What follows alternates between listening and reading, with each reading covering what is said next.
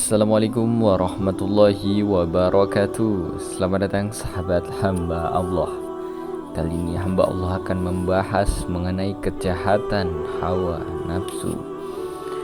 Pemirsa hamba Allah dimanapun Anda berada, syaitan bisa menjadi kuat menguasai kita disebabkan karena pertolongan nafsu dan segala kesenangannya. Untuk itu janganlah sekali-kali tertipu oleh hawa nafsu, karena semua ajakannya adalah batil. Barang siapa mengikuti perintahnya dan merasa puas dengannya, tentu akan celaka dan terjerumus ke dalam neraka. Bagi nafsu tidak ada hal-hal yang bisa dikembalikan ke arah kebaikan. Dia adalah pangkal segala bencana dan sumber malapetaka. Rasulullah SAW telah menegaskan bahwa jihad yang paling berat adalah jihad melawan nafsu. Kita telah memaklumi bahwa perang menghadapi orang-orang kafir memang sangat berat, tetapi yang lebih berat lagi adalah jihad atau perang melawan nafsu. Mengapa dikatakan lebih berat? Sebab jihad menghadapi nafsu adalah bersifat langgeng, tidak pernah berhenti, sedang jihad melawan orang kafir hanya terjadi pada waktu-waktu tertentu. Orang yang perang menghadapi orang kafir bisa melihat musuhnya, tetapi orang yang jihad melawan nafsu sama sekali tidak dapat melihat musuhnya, yaitu syaitan. Jika kita mati dalam pertempuran melawan orang kafir, tentu tercatat sebagai syuhada dan diganjar surga. Tetapi jika kita mati dibunuh syaitan, kalah melawan hawa nafsu, niscaya syaitan akan menyeret kita ke dalam siksaan Tuhan. Na'udzubillah min dzalik. Semoga kita selalu diberi kemenangan dalam melawan nafsu. Firman Allah Subhanahu wa taala yang artinya, adapun orang yang melampaui batas dan lebih mengutamakan kehidupan dunia, maka sesungguhnya nerakalah tempat tinggalnya. Dan adapun orang yang takut kepada kebesaran Tuhannya dan menahan diri dari keinginan hawa nafsu, maka sesungguhnya surgalah tempat tinggalnya. Pemirsa hamba Allah dimanapun Anda berada, makhluk ciptaan Tuhan dibagi atas 3 macam: malaikat, Bani Adam, dan binatang. Allah menciptakan malaikat dilengkapi dengan akal tanpa diberi keinginan. Sebaliknya binatang diberi keinginan tanpa diberi akal. Dan yang terakhir, Bani Adam atau anak cucu Adam diberi keinginan dan dilengkapi dengan akal. Barang siapa keinginan nafsunya mengalahkan akalnya, maka binatang lebih baik daripadanya.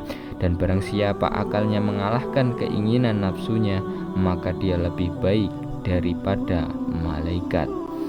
Kita telah diperingatkan oleh Allah Subhanahu wa taala dalam firman-Nya yang artinya, hai orang-orang yang beriman, janganlah kamu mengikuti langkah-langkah syaitan. Barang siapa mengikuti langkah-langkah syaitan, maka sesungguhnya syaitan itu menyuruh mengerjakan perbuatan yang keji dan yang mungkar.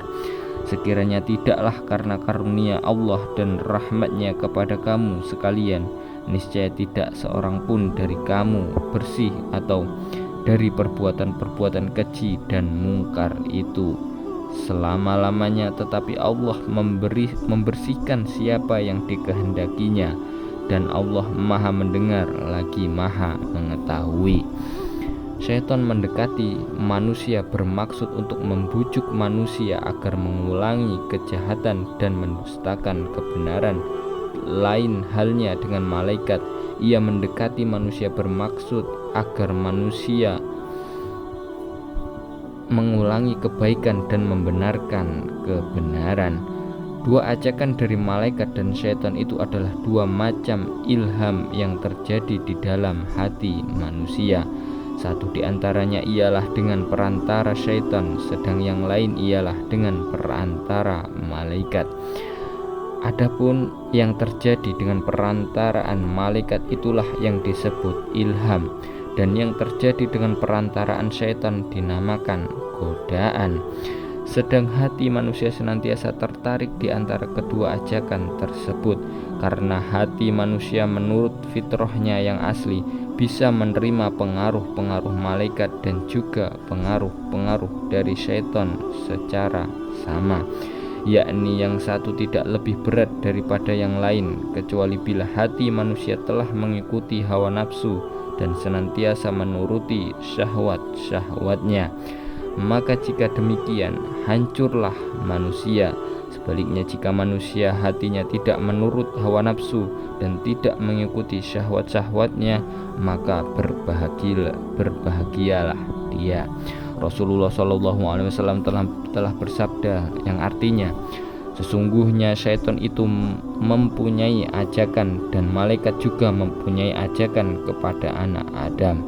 Adapun ajakan syaitan ialah agar anak Adam mengulangi kejahatan dan mendustakan kebenaran, dan adapun ajakan malaikat ialah agar anak Adam mengulangi kebaikan dan membenarkan kebenaran.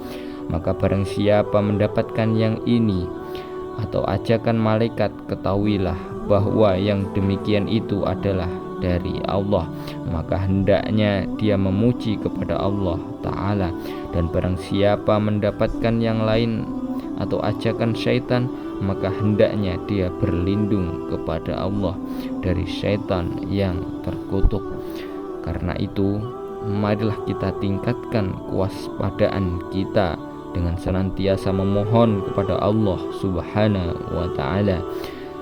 Semoga kita semua selalu diberi kekuatan dan kemenangan di dalam menghadapi syaitan. Allah telah berfirman yang artinya, sesungguhnya syaitan itu adalah benar-benar musuh bagimu, maka jadikanlah ia sebagai musuhmu.